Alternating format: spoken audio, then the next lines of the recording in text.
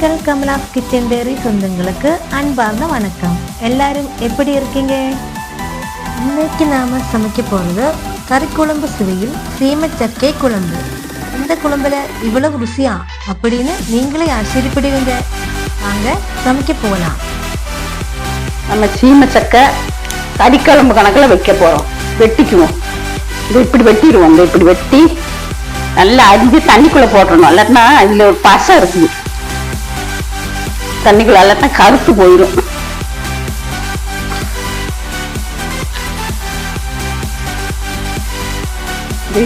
இது வெட்டி போட்டுரும். இந்த இது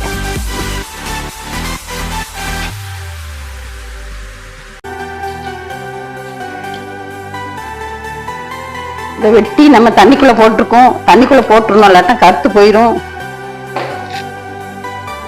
ஒரு பவுல் தேங்காய், கொஞ்சம் கறிவேப்பிலை போட்டுக்கோ, சின்ன வெங்காயம் தான் போட்டுக்கோ, பெரிஞ்சிருக்கும் அது கொஞ்சம் போட்டுக்கோ,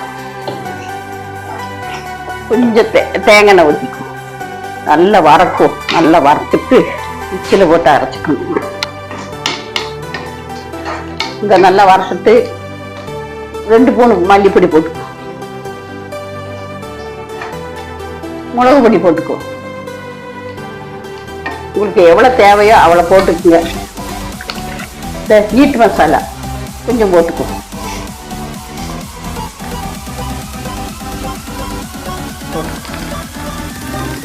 இறக்கிடுவோம். நல்லா கரிஞ்சி எல்லாத்தான் கரிஞ்சிடும். வறுத்த மசாலைய மிக்சியில் போட்டுக்கும். நல்ல வெண்ணெய் கணக்கில் அரைச்சிடுவோம். இப்போ அரைச்சி எடுத்துக்கிறேன். நல்ல வெண்ணெய் கணக்கில் அரைச்சிக்கும். இப்போ குழம்பு வச்சுக்கோ. கத்தி வச்சுக்குவோம். கத்தி காயட்டும். 2 கரண்டி தேங்காய் வச்சுக்குவோம். கடுகு போட்டுக்கோ. இஞ்சி போட்டுக்கோ. இஞ்சி வெள்ளைப்பூடு போட்டுக்கோ. கறிவேப்பிலை இப்படி கிள்ளி போட்டுக்கோ. அப்போ மணமா. ஒரு பச்சை மிளகு போட்டு, சின்ன வெங்காயம் இது போட்டுக்கோ. பார்த்தீங்களா?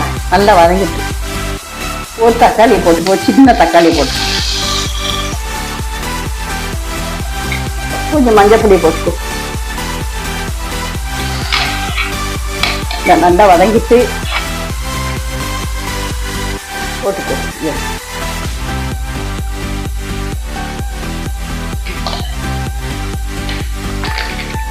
நம்ம அரைச்சி வச்ச மசாலையை போட்டுக்கோ. மிச்சகல்ல தண்ணிய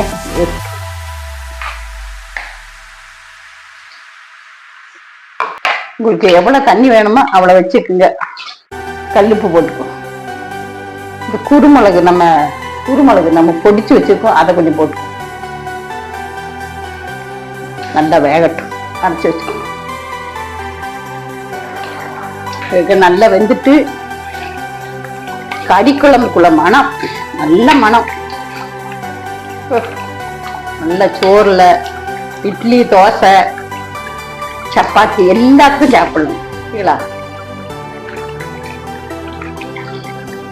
நல்ல டேஸ்ட். இறக்கிடும். நல்லா வெந்துட்டு. எங்கள் சமையல் உங்களுக்கு பிடிச்சிருந்தால் சப்ஸ்கிரைப் செய்து பெல் ஐக்கனையும் கிளிக் பண்ணிக்கோங்க.